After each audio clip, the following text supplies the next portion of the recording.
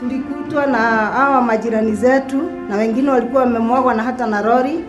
Kisha wakakuja wakatupiga na mishale na nilikuwa na makao ambao nilikuwa nimeishi na nikafurushwa pale mahali ambayo nilikuwa nimeishi pamoja na nyumba ikachomeka na vitu vyote vya nyumba vikachomeka. Tulikuta hatuna mashamba. Wakati tulianza kuuliza mashamba yetu, yale vijiji yetu ilianza kuchomwa, ikachomwa moto. Chakula yetu ile tulikuwa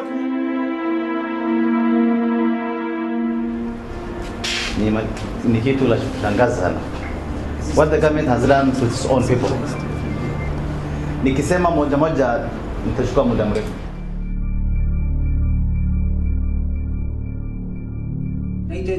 na 97 na 207. Sisi mnapotuona hapa, sisi tumeadhika kwa mambo mengi sana kwa sababu tumesaulika. Wakati huu vitu vimepanda sana.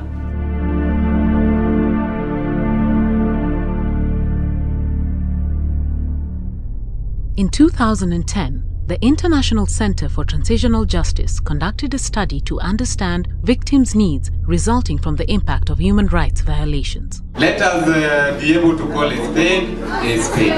And let us be able to call a spoon. Hata saa hizi naongea na nyinyi hapa, my wife is under this ground because of being displaced. Kwanza haya mashamba yamechukuliwa na matajiri, tunaambiwa tu bureni. Hii shamba imenunuliwa ni ya mwenyewe. Sasa sisi tunakaa tu juu kama ndege, tujue hata tuende wapi. Tuweza kupoteza mtoto wetu, ndugu yetu, kwa ile njia ambayo mlikuwa mnasikia kwamba mtu ameshukuliwa na amepotea na hajulikani mahali ambapo ameenda. Hamjui kama ameuawa, na kama ameuawa hata hamjaona hata maiti yake. The perpetrators are the government themselves. Wale to evict from that land ni serikali wenyewe. We met 376 victims of historical injustices and the 2007 post-election violence victims of massacres, torture, extrajudicial killings, enforced disappearances, rape and sexual violence, marginalization, evictions, and land injustices. Tulikuta hatuna mashamba. Wakati tulianza kuuliza mashamba yetu, yale vijiji yetu ilianza kuchomwa, ikachomwa moto. Chakula yetu ile tulikuwa tumalima huko ndani imefyekwa yote na kulimwa na matinga na kuchukuliwa na kwenda kutupwa hivi. Sasa tunaishi hali ya taabu. Wakati mume wangu alikuwa assassinated, akaaga dunia kwa kuvamiwa, akapigwa na watu ambao walitaka ashike panga akate watu ambao hawakuwa na hatia, na akakataa, akaweza kupigwa. Akaumia katika hali hiyo, alipoteza maisha yake.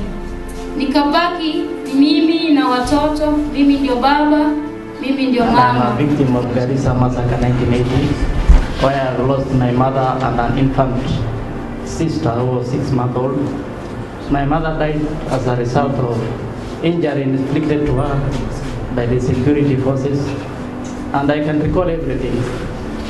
And the victims of the dead victims were buried in toilets in Garissa Girls High School. Mimi nilikuwa nimebakwa na watu 5 Naivasha. Nikapata ugonjwa. These victims demand restoration, restitution, rehabilitation, and a guarantee that they never again have to encounter similar violations.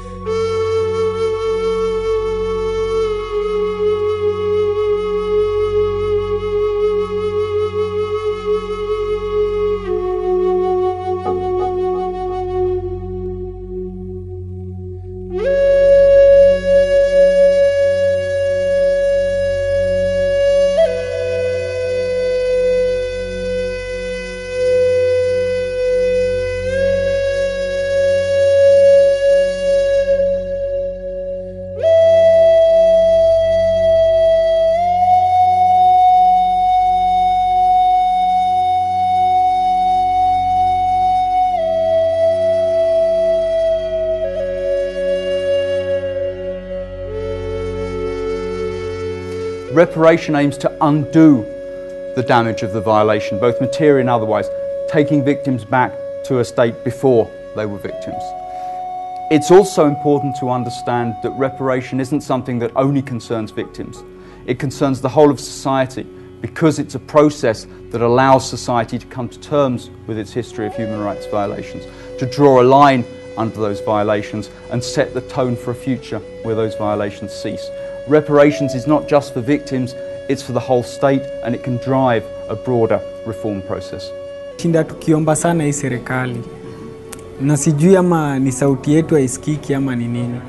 Wafuge kazi yote, kama ni mabarabara, kama ni nini, kila mwananchi wote akae kama mwana Kenya. Waadhiriwa wanapotakiwa waishi kama Wakenya wengine, haimaanishi waishi kama Wakenya wengine maskini.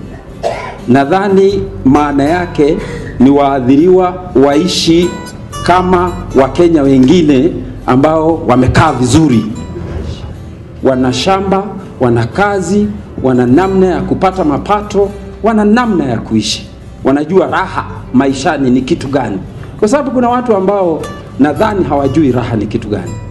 Mtu anaamka mbioni, anashinda mbioni akitafuta chakula, na anakwenda kitandani akiwa bado mbioni.